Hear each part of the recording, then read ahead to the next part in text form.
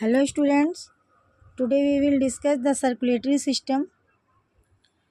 Circulatory system में blood का circulation होता है। हमारी बॉडी में वैसे तो क्या सारे फ्लूइड्स पाए जाते हैं, उनमें सबसे important blood, tissue fluid and lymph. हम लोग इस चैप्टर में इनके बारे में पढ़ेंगे। तो सर्कुलेटरी सिस्टम में सर्कुलेशन ऑफ फ्लूइड्स का क्या नीड होता है। Almost all organisms including humans have some kind of fluid circulating in their bodies. उनका नीड क्या क्या है। डाइजेस्ट किया हुआ फूड को वो ब्लड के थ्रू बॉडी के डिफरेंट पार्ट्स तक पहुंचाया जाता है। Respiratory gases that means O2 and CO2 are carried to the tissues by the blood. Excretory products are carried to the excretory organ by the blood. Hormones, हमारे body में hormone भी secret होता है, are carried to their target organs. जहाँ उनका काम होता है वहाँ सर्कुलेटरी सिस्टम के थ्रू उनको पहुँचाया जाता है।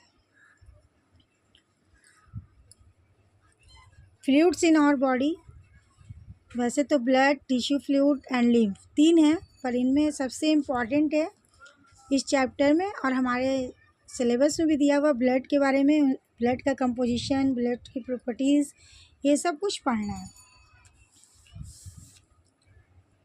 Blood is a fluid connective tissue. It transport substance from one part of the body to another. ये क्या करता है, सब्सटेंसेस को बॉडी के एक पार्ट से दूसरे पार्ट तक पहुंचाने का काम करता है। न्यूट्रिएंट्स एंड हार्मोन्स को टिश्यू तक पहुंचाने का काम करता है और वेस्ट प्रोडक्ट को निकालने में भी हेल्प करता है। यानी ब्लड सर्कुलेट होता रहता है हमारी बॉडी में, उसी के ज़रिए ये सारे फंक्शन पॉसिबल हो पाते हैं। यानी ये सारे फंक्शन उसी की वजह से होते हैं। Blood confined in the cardiovascular system constitute a major part of the extracellular fluid of the body. Properties of blood क्या है।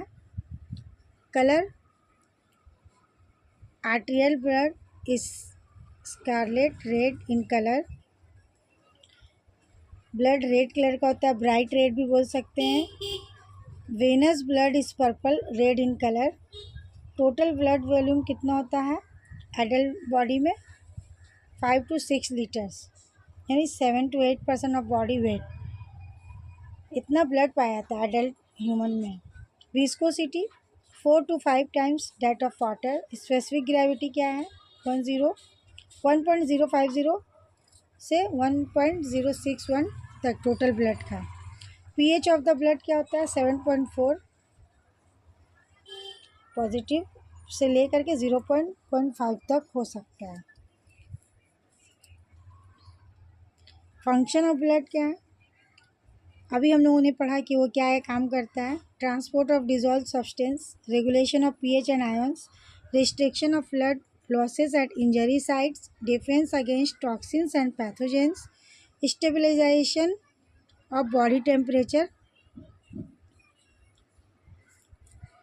नेक्स्ट है composition of the blood. Plasma, blood कैसे बना होता है और ब्लड में क्या क्या चीज़ें पाई जाती हैं। फर्स्ट है प्लाज्मा, जो 91 से 92% तक का उसमें होता है वाटर एंड 8 to 9% होता है सॉलिड। उसके बाद है inorganic constitute, sodium, potassium, calcium, magnesium, phosphorus, iron, copper etcetera. Organic constitute मतलब इनऑर्गेनिक में ये सारी चीज़ें पाई जाती है। और ऑर्गेनिक कंस्टिट्यूट क्या क्या होते हैं, protein, serum, albumin, serum, globin, fibrinogen, prothrombin etcetera. Non protein nitrogenous substance भी पाया जाता है ब्लड में, urea, uric acid, creatinine etcetera. Carbohydrates भी पाए जाते हैं यानी ग्लूकोज की शक्ल में etcetera. Plasma, first composition of blood में पहला कॉन्स्टिट्यूएंट क्या है, प्लाज्मा है। तो what substance are in the non cellular components of the blood. Plasma को non cellular component of the blood भी बोलते हैं। और सेलुलर कंपोनेंट में आरबीसी, डब्ल्यूबीसी और ब्लड प्लेटलेट्स आ जाता है। तो हम लोग पहले प्लाज्मा के बारे में पढ़ेंगे, जो non cellular components of blood है। Sorry, Plasma. This is the yellowish liquid portion of blood that contains electrolytes, nutrients and vitamins, hormones, clotting factor and proteins such as antibodies to fight infection. Plasma yellowish colour का होता है। इसमें बहुत सारे nutrients, vitamins, hormones और clotting factor जो blood को clot करते हैं वो सब चीज़ें पाई जाती हैं। प्रोटीन और एंटीबायोटिक्स भी पाए जाते हैं जो इन्फेक्शन से फाइट करने में हेल्प करते हैं। ब्लड कंपोजिशन का सेलुलर कंपोनेंट क्या क्या है? आरबीसी, उसका साइंटिफिक नेम है erythrocyte, WBC, leucocyte, platelets, thrombocytes. सभी के बारे में डिटेल में पढ़ना है इस चैप्टर में, आप लोगों के सिलेबस में है।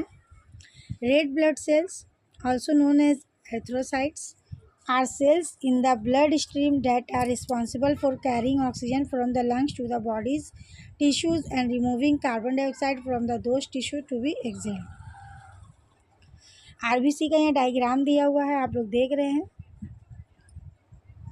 ये ब्लड में पाया जाता है जिसकी वजह से ब्लड रेड होता है, और आरबीसी में एक पिगमेंट पाया जाता है जिसको हम लोग हेमोग्लोबिन बोलते हैं। ठीक है, प्रोटीन या पिगमेंट हेमोग्लोबिन बोलते हैं। ये क्या काम करता है कि ब्लड स्ट्रीम में ये हमेशा ब्लड में तैरता रहता है, इसी की वजह से ब्लड रेड होता है, और ये ऑक्सीजन कैरी करता है। ये लंग से बॉडी टिश्यूज़ तक पहुंचाया जाता है, यानी ऑक्सीजनेटेड ब्लड को बॉडी टिश्यू तक पहुंचाया जाता है। और जो बॉडी पार्ट्स में कार्बन डाइऑक्साइड रहता है उसको कलेक्ट करके ये बॉडी से बाहर, यानी हम लोग जो CO2 को एक्सेल आउट करते हैं तो एक्सेल कर देता है। आरबीसी का ये फंक्शन है। They contain a protein called haemoglobin that binds to oxygen and help transport. Haemoglobin जब ऑक्सीजन से मिलता है तो ऑक्सी हेमोग्लोबिन बना देता है, आरबीसी में पाया जाता है। ये क्या करता है? ऑक्सीजन को ट्रांसपोर्ट करने में पूरे बॉडी में हेल्प करता है। Red blood cells are produced in the bone marrow and have unique shape that allows them to flow smoothly through blood vessels. Their function is essential to maintaining proper balance of the body. RBC का shape ऐसा होता है ताकि large surface area इसमें बन जाए।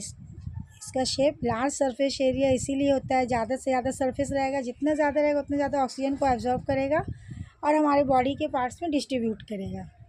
इनका shape ऐसा होता है कि आसानी से ब्लड कैपिलरीज, ब्लड वेसल से पास हो सके और पूरे बॉडी में पहुंच सके, ऑक्सीजन को डिस्ट्रीब्यूट कर सके। और ये बोन मैरो में पाया जाता है। ये प्रोड्यूस कहाँ होता है? लॉन्ग बोन मैरो में। नेक्स्ट है white blood sales. White blood cells, also known as leukocyte, are cells that help defend the body against infection and disease.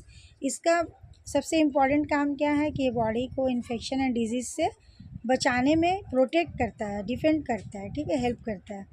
They are produce in the bone marrow, ये भी bone marrow में produce होता है, and circulate in the blood stream, और blood के ज़रिया searching for destroying harmful pathogens like virus and bacteria. जो अगर गलती से भी कोई इन्फेक्शन हो गया है बॉडी में और तो उसको ढूंढ करके डिस्ट्रॉय करता है, यानी WBC इन्फेक्शन से, डिजीज़ से, जर्म से बचाने के लिए फ़ाइट करता है हम लोगों को। There are different types of white blood cells each with specific function. White blood cells कई तरह के होते हैं जिनका अलग अलग एक स्पेसिफिक फंक्शन होता है, such as engulfing foreign substance, producing antibodies, identifying and attacking infected cells. बहुत सारा इसका टाइप होता है WBC का, जो अलग अलग अपना स्पेसिफिक फंक्शन के लिए रिस्पॉन्सिबल होता है। The number of white blood sales in the body can be an indicator of overall health. White blood sales का जो नंबर है यानी काउंटिंग है उस ओवरऑल हेल्थ के लिए इंडिकेट करता है कि हेल्दी है या कुछ इन्फेक्शन हुआ है, as they play a crucial role in maintaining a functioning immune system. WBC का बहुत सारा टाइप्स है, granular, non granular, eosinophil, neutrophil, basophil,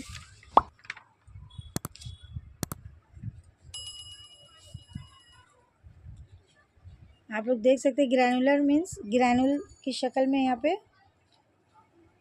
nucleus का शेप ग्रैनुलर शेप में हो रहा है। नॉन ग्रैनुलर एसोनोफिल क्या होता है, इसमें न्यूक्लियस का शेप ऐसे बदल जाता है। न्यूट्रोफिल में ऐसा हो जाएगा और बेसोफिल में ऐसा हो जाएगा। Classification of white blood cell, granular WBCs। Non granular का देखिए, ये दो पार्ट में डिवाइड हो जाता है, लिम्फोसाइट, मोनोसाइट। फिर लिम्फोसाइट भी दो में हो जाता है, बी टाइप, टी टाइप। सब में न्यूक्लियस का शेप चेंज हो जाता है, अलग अलग इन्फेक्शन होता है उस वक्त ये होता है। Different types of white blood cells. First है granular, cytoplasm contain granules, nuclear usually constructed into lobes. ठीक है, लोब्स में बन जाते हैं फर्स्ट जो है।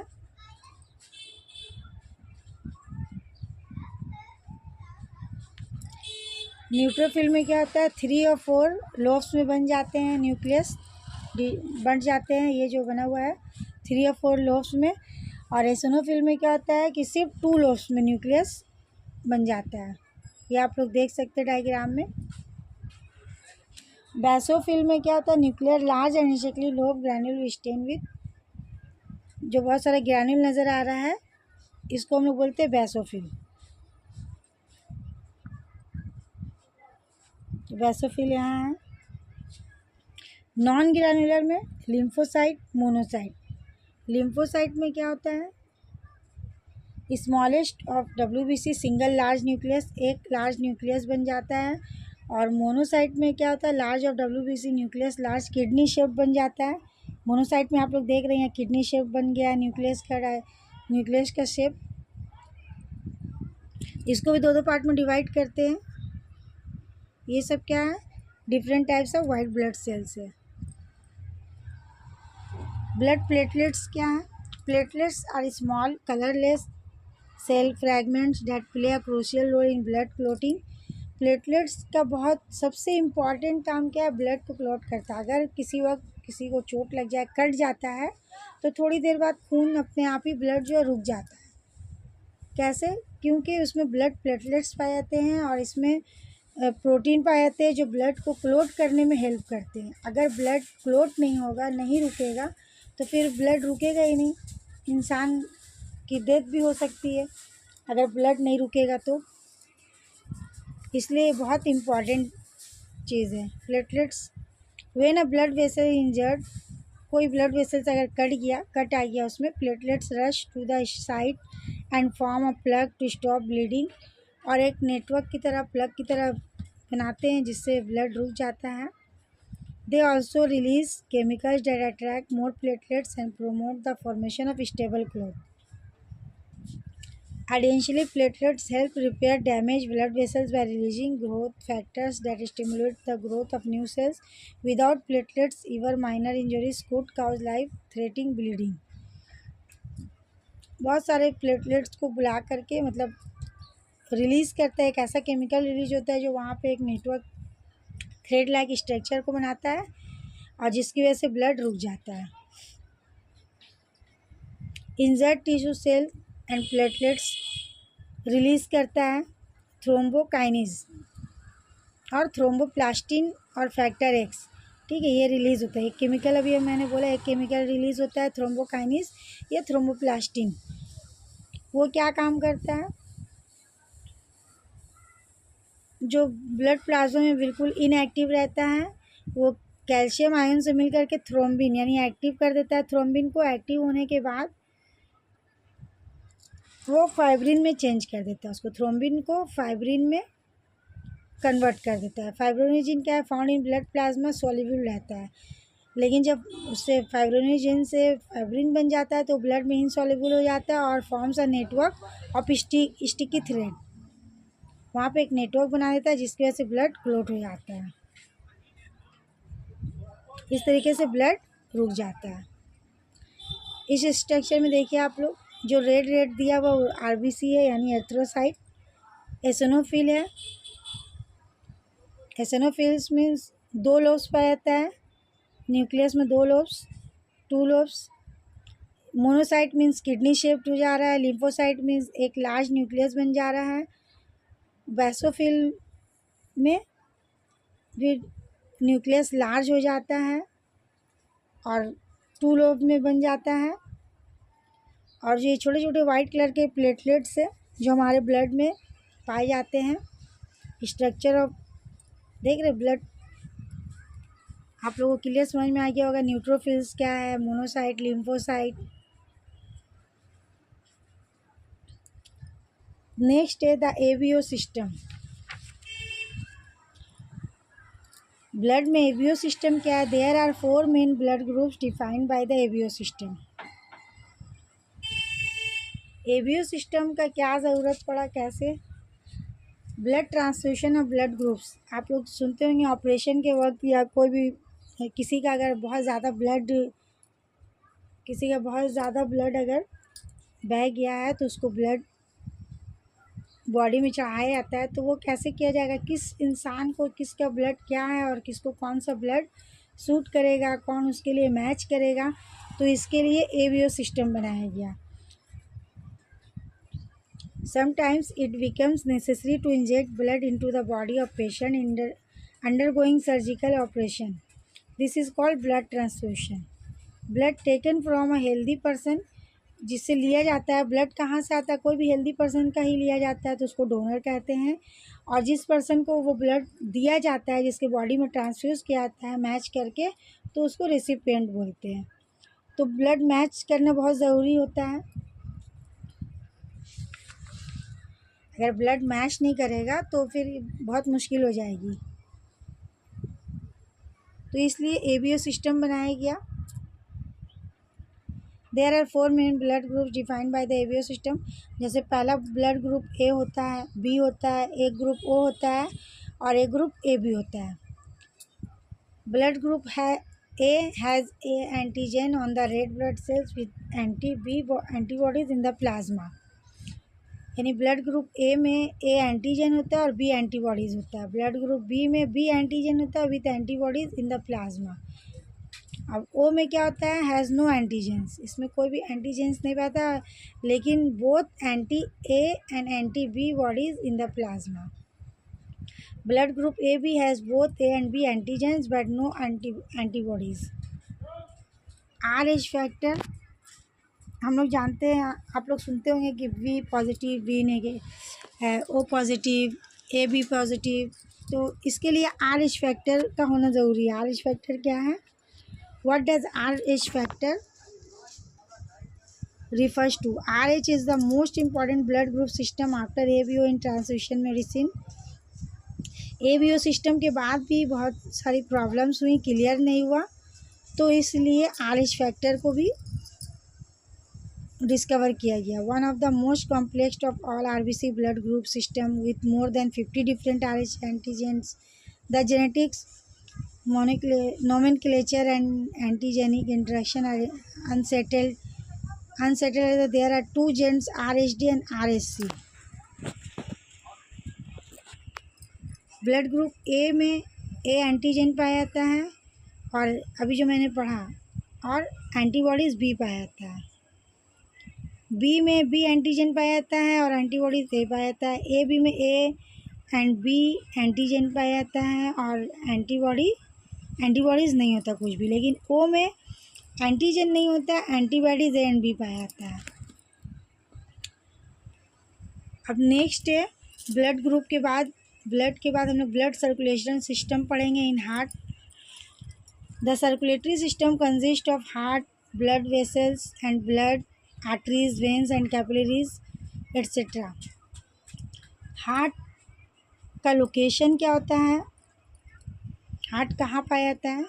The heart is located in the chest between the lungs behind the sternum and above the diaphragm. It is surrounded by the pericardium. ये एक मेम्ब्रेन से घिरा होता है, कवर होता है, जिसको पेरिकार्डियम बोलते हैं। इसका size about that of a fist and it's weight is about 250 to 300 gram. Heart का वेट कितना होता है? 250 से 300 ग्राम तक ही होता है। It's centre is located about 15 centimetre to the left of the mid sagittal plane, ये बाएं तरफ लेफ्ट की तरफ थोड़ा सा झुका होता है, बेंट होता है, इसलिए हम लोग फील करते हैं कि बाएं तरफ हार्ट है। Located above the heart are the great vessels, the superior and inferior vena cava. Great vessels क्या हैं, जो हार्ट के ऊपर पाए जाते हैं, इंफीरियर और superior vena cava, the pulmonary artery and vein as well as the aorta. The aortic arc lies behind the heart. The esophagus and the spine lie further behind the heart. The heart contains these main components. Heart में 4 chamber होता है। These muscular compartments contract pump blood. इनका काम होता है blood को pump करना। Vessels, this tube conduct and direct flow of blood towards and away from the heart. Vessels का क्या काम होता है कि ये ब्लड दिल की तरफ, हार्ट की तरफ ले जाए और फिर हार्ट से वापस लंग्स की तरफ ले जाए ऑक्सीजनेटेड के लिए। वल्व्स पाए जाते हैं, 4 वल्व्स पाए जाते हैं हार्ट में। This flaps help prevent the back flow. Valves पाए जाते हैं जो ये रोकते हैं, एक बार ब्लड अगर चला गया तो दोबारा उल्टा वापस बैक फ्लो ना करे through the heart in order to keep it moving in one direction. हमेशा वन डायरेक्शन में ही इनका फ्लो होता रहा है, इसीलिए बल्ब का काम है कि पास आउट करना, ब्लड को आर्टरियम से वेंट्रिकल में पास आउट करना। उसके बाद ये देखना फिर से वो बंद हो जाता है ताकि वापस बैक फ्लो ना करे blood. Major blood vessels of heart, aorta, pulmonary artery. यहाँ पर डायग्राम में आप लोग देख सकते हैं, मेजर सबसे बड़ा अरोटा है, इसी के थ्रू बॉडी में ऑक्सीजनेटेड ब्लड पूरे बॉडी में पहुंचाया जाता है। ये रेड वाला अरोटा देख रहे हैं आप लोग। Pulmonary artery from heart to lungs. Pulmonary artery का क्या काम है, pulmonary arteries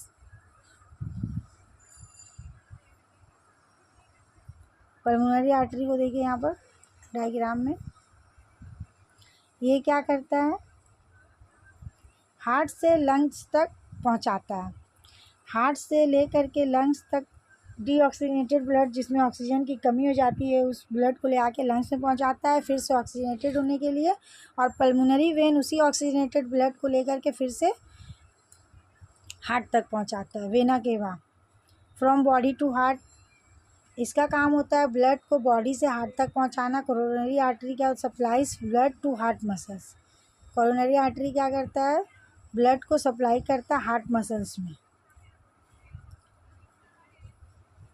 the heart bulbs right में पाया जाता है। हार्ट का स्ट्रक्चर में आप लोग देख सकते हैं,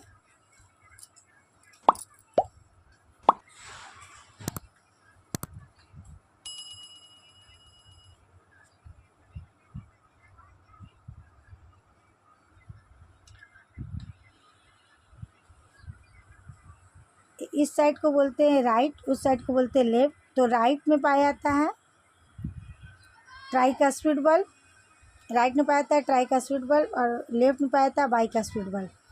दोनों तरफ एक एक बल्ब पाया जाता है जो दोबारा ब्लड को बैक फ्लो ना करे इसलिए रोकता है। Tricuspid bulb separate the right atrium from the right ventricle.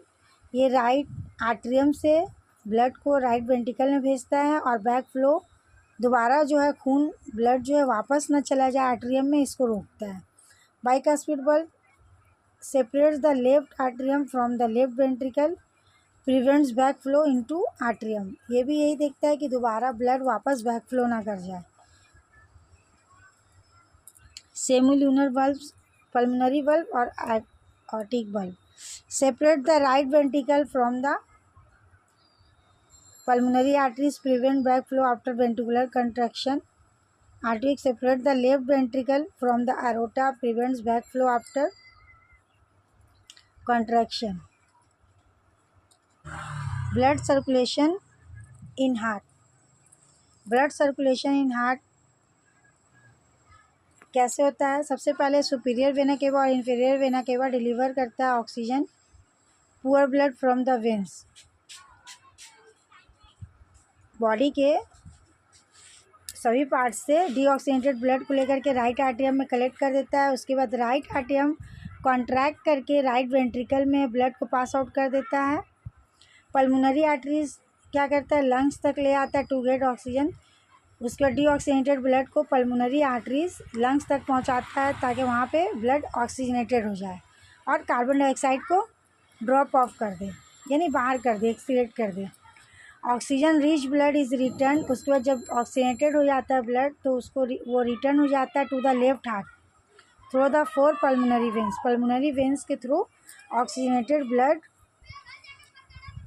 Heart की तरफ पहुंचाया जाता है। लेफ्ट आर्टरियम में पहुंचाने के बाद ऑक्सीजनेटेड ब्लड को लेफ्ट आर्टरियम में जमा किया जाता है, वहाँ से वो कॉन्ट्रैक्ट करके लेफ्ट वेंट्रिकल में भेज देता है। Oxygen rich blood is pumped out of the heart into the aorta, और पम्प हार्ट जो है पम्प करके कॉन्ट्रैक्ट करके अरोटा में पहुँचा जाता है। अरोटा ही एक ऐसा वेसल है जिसके थ्रू पूरे बॉडी में ऑक्सीजनेटेड ब्लड को डिस्ट्रीब्यूट किया जाता है, from which is the systematic arteries branch to supply essentially all body tissues. Blood to the lungs, blood from the body। जो यहाँ पे ब्लू कलर का दिखाया जा रहा है यानी डीऑक्सीजनेटेड ब्लड है। डीऑक्सीजनेटेड ब्लड को लंग्स तक पहुँचाया जा रहा है और पूरे बॉडी से कलेक्ट करके उसके बाद लंग्स तक पहुँचाया जा रहा है ताकि वो फिर से ऑक्सीजनेटेड हो जाए रिस्पायरेशन के अमल के थ्रू। उसके बाद blood of the body, aorta के थ्रू ब्लड जो है पूरे बॉडी को पहुँचाने का काम हो रहा है। ब्लड फ्रॉम लंग्स, लंग्स से ले करके पूरे बॉडी में पहुंचाने का काम हो रहा है। The arteria collect blood that enters the heart, arteria collect करते हैं जो हार्ट में इंटर होता है। The ventricles pump blood out of the heart, arteria के थ्रू क्या होता है, हार्ट में जाता है, और वेंट्रिकल्स के थ्रू क्या होता है, ब्लड हार्ट से बाहर निकलता है। Heart rate, your heart rate is the number of times your heart beats in 1 minute time span, कि 1 मिनट में आपका हार्ट कितनी मरतबा पंप करता है। Your heart rate tells you how hard your heart is working to pump blood and oxygen to your limbs and brain. Your heart rate changes with your activity. Artery और vein, arteries और vein के बारे में हम लोग पढ़ेंगे। तो artery का स्ट्रक्चर देखिए आप लोग, इसका बहुत वॉल थिक होता है, आउटर वॉल थिक होता है और अंदर का जो जगह है वो स्मॉल होता है।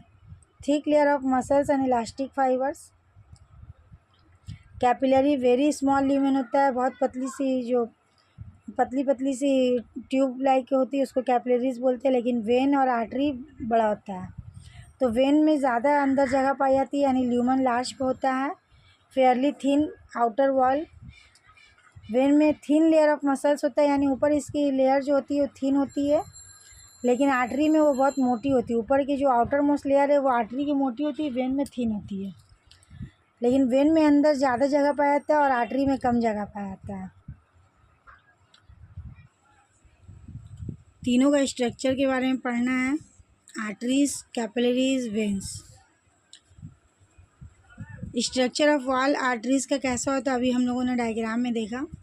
थिक होता है, स्ट्रॉन्ग होता है, contain muscle, elastic, fixes and fibrous tissue. Capillaries में very thin, only 1 cell thick होता है। वेन्स का थिन होता है, mainly fibrous tissue, contain for less muscles and elastic tissue than arteries. Arteries के बनस्बत इलास्टिक टिश्यू होता है आर्टरीज से ज़्यादा। ल्यूमेन कैसा होता है, आर्टरीज में नैरो होता है, कैपिलरीज में वेरी नैरो होता है और वेन्स में वाइड होता है। अभी हम लोगों ने स्ट्रक्चर में देखा ये सब। आर्टरीज में varies with heart beat, increase as a pulse of blood passes through, यानी जितना ब्लड, जैसा हार्ट बीट रहता है, जैसा ब्लड पास करना वैसे ये नैरो और कभी कभी थोड़ा ज़्यादा वाइड हो जाता है। Capillaries just wide enough for a red blood cells to pass through, red blood cells को पास करने के लिए थोड़ी देर के लिए वाइड हो जाता है, यानी जगह ज़्यादा बढ़ जाता है। वेन्स वाइड होता है। बल्ब्स आर्टरीज में नहीं पाया था, कैपिलरीज में नहीं पाया था, उनका कोई काम नहीं है। वेन्स में वाइड होता है, इसलिए क्या काम है, वल्व रोकता है, prevent back flow of blood. How structure fits function.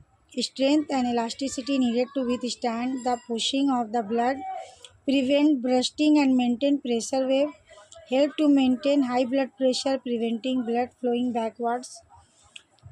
Capillaries में no need for strong walls as most of the blood pressure has been lost. Thin walls and narrow lumen bring blood into close contact with body tissue, allowing diffusion of materials between capillary and surrounding tissues. White blood cells can squeeze between cells of the wall. Veins में no need for strong walls as most of the blood pressure has been lost. Wide lumen offers less resistance to blood flow. तीनों capillaries, तीनों vessels के बारे में हम लोगों ने पढ़ लिया। सिस्टमेटिक एंड पल्मोनरी सर्कुलेशन क्या है, इसको हम लोग डबल सर्कुलेशन ही बोलते हैं, क्योंकि दो तरह से यहाँ पे सर्कुलेशन होता है, पल्मोनरी सर्कुलेशन और एक systematic circulation. Pulmonary circulation the flow of blood between the heart and lungs. हमारे बॉडी में जो सर्कुलेशन होता रह रहा है, चलता रहता है कंटिन्यूसली, वो दो तरह का होता है, एक पल्मोनरी सर्कुलेशन, एक सिस्टमेटिक सर्कुलेशन। इसलिए हम लोग ब्लड सर्कुलेशन को बोलते हैं double circulation. Pulmonary circulation, flow of blood between the heart and lungs. Pulmonary किसको बोलते हैं हम लोग, जो ब्लड सर्कुलेशन सिर्फ हार्ट और लंग्स के बीच में होता है। Systematic circulation, the flow of blood between the heart and the cells of the body.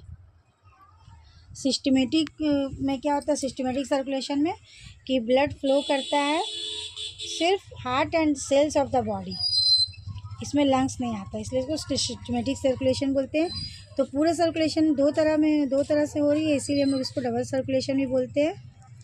Diagram के थ्रू जितना रेड ब्लड दिखाया जा रहा है वो ऑक्सीजनेटेड ब्लड है, और जो ब्लू है लाइट ब्लू वो डीऑक्सीजनेटेड ब्लड है।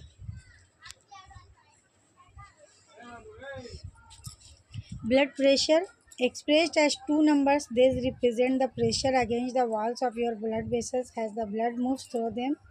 Example 120 by 80 mm Hg. Read as 120 over 80 millimeters mercury. The top number for first number represent the systolic pressure which occurs when the heart contracts. जब हमारा heart contract करता है तो दो तरह का आवाज़ निकलता है, हब लब, लव एंड डब, ठीक है, हब नहीं, लव एंड डब। तो सिस्टोलिक प्रेशर को हम लोग टॉप नंबर से नापते हैं, लेकिन डायस्टोलिक प्रेशर को हम लोग बॉटम नंबर से नापते हैं। यानी अब ऊपर का टॉप नंबर क्या है 120, नीचे का 80। The bottom number represent the diastolic pressure. Formation of tissue fluid, a blood flows through the capillaries. Plasma passes into the tissue. The tissue fluid is very similar to plasma but does not have large plasma protein molecules in it. हम लोगों ने starting में ही पढ़ा था कि तीन तरह की खास फ्लूइड पाई जाती है हमारे बॉडी में, blood, tissue fluid and lymph. तो ब्लड के बारे में तो हम लोगों ने बहुत डिटेल में पढ़ लिया। अब टिश्यू फ्लूइड है, ये बिल्कुल ब्लड की तरह होती है जो कैपिलरीज से फ्लो करती हैं। Some plasma passes into a tissue. Tissue fluid is very similar to plasma. Plasma की तरह होती है, does not have large plasma protein molecules in it. इसमें प्लाज्मा का जो प्रोटीन पाया जाता है थ्रोम्बिन, वो नहीं इसमें पाया जाता है टिश्यू फ्लूइड में। This tissue fluid baths every cell in the body, supplying them with glucose, amino acid, fatty acid, salts and oxygen. ये टिश्यू फ्लूइड क्या करता है, ये बॉडी के सभी सेल्स को glucose, amino acid, fatty acid, salts and oxygen को पहुंचाता है, डिस्ट्रीब्यूट करता है। Lymph, flow of liquid through the lymph system is very slow. Flow of liquid क्या है, लिम्फ सिस्टम में बहुत स्लो होता है। It depends on movement of our muscles. ये किस पे डिपेंड करता है, हमारे मसल्स के मूवमेंट पे। The valves in the vessels and the negative pressure in chest when we breathe in. Flow is in one direction only, from tissue towards the heart. हमेशा lymphatic system में lymph का flow किस तरफ होता है? एक direction में होता है, जो टिश्यू से हार्ट की तरफ होता है। Composition of lymph. The composition of lymph is similar to that of plasma, but the constituents have some additional substance that are too large to pass through blood capillary walls. Macroparticles from damaged area damage cell by disease and bacteria. Lymph का composition भी बिल्कुल similar होता है plasma की तरह, लेकिन constitute में change होता है। कुछ और भी एक्स्ट्रा कंस्टिट्यूट पाए जाते हैं लिम्फ में, जो large to pass through blood capillary wall से पास होने में थोड़े बड़े होते हैं। जैसे मैक्रो पार्टिकल्स जो डैमेज एरिया को, डैमेज सेल को डिजीज़ और बैक्टीरिया से बचाने का काम करते हैं। Function of lymph. Lymph act as a middle man which transport oxygen, food materials, hormones to the body cell. Lymph जो है मिडिल मैन के तरह काम करता है, जो वही ऑक्सीजन को ट्रांसपोर्ट, फूड मटेरियल, हार्मोन्स को ट्रांसपोर्ट करता है बॉडी सेल्स में, and brings carbon dioxide and other metabolic waste from the body cell to blood। और सेल से ब्लड में ये सब वेस्ट प्रोडक्ट को, यानी कार्बन डाइऑक्साइड और अदर मेटाबॉलिक वेस्ट को ब्लड में लाने का काम करता है, सेल से बाहर निकालता है। And then finally pour the same into the venous system. Body cells are kept moist by the lymph. Lymph का काम है बॉडी सेल्स को मॉइस्ट रखना। It destroys the invading micro organism and foreign particles in the lymph nodes। Last is spleen। The spleen is reddish in color। यहाँ diagram में आप लोग देख रहे हैं, जो पिंक कलर का दिया हुआ है डायग्राम में, ये एक्चुअल में रेडिश इन कलर होता है। It is largest lymphatic organ in the body. ये सबसे बड़ा लिम्फेटिक ऑर्गन है। अगर आप लोगों का क्वेश्चन आ जाए कि लार्जेस्ट लिम्फेटिक ऑर्गन का नाम बताओ, तो वो है, उसका आंसर होगा spleen. Side spleen is located in left upper part of abdomen. Left की तरफ पाया जाता है और एब्डोमेन के ऊपर पाया जाता है। आप लोग यहाँ इसका लोकेशन भी देख सकते हो, just beneath the left half of the diaphragm. Just diaphragm के थोड़ा सा लेफ्ट की तरफ नीचे। Function of spleen. Phagocytosis. The spleen is an important component of the reticuloendothelial system. बहुत इम्पॉर्टेंट रोल प्ले करता है ये।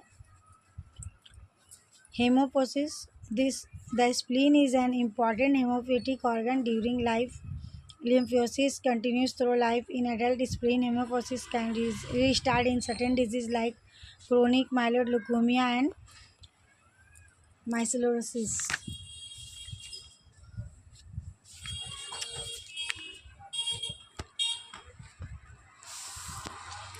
इम्यून रिस्पॉन्सेस भी है। स्प्लीन हम लोगों का इम्यून सिस्टम बढ़ाता है। Under antigenic stimulation there occur increased lymphosis for cellular responses and increased formation of plasma cells of the humoral responses। और स्टोरेज ऑफ RBC भी करता है ये। Red blood cells can be stored in the spleen and release to the circulation when needed. जब ज़रूरत होगा तो वो दे देगा उसको, लेकिन अगर एक्स्ट्रा हो गया तो उसको स्प्लीन के अंदर स्टोर भी किया जा सकता है। Thank you for watching. I hope आप लोगों को पूरा कॉन्सेप्ट क्लियर हुआ होगा सर्कुलेटरी सिस्टम का। अगर आप लोग कोई भी डाउट्स है या कुछ भी वीडियो में समझ में नहीं आया, तो आप लोग प्लीज़ कमेंट करके पूछ सकते हैं मुझसे। And subscribe my channel. Please comment in my comment box. Thank you for watching.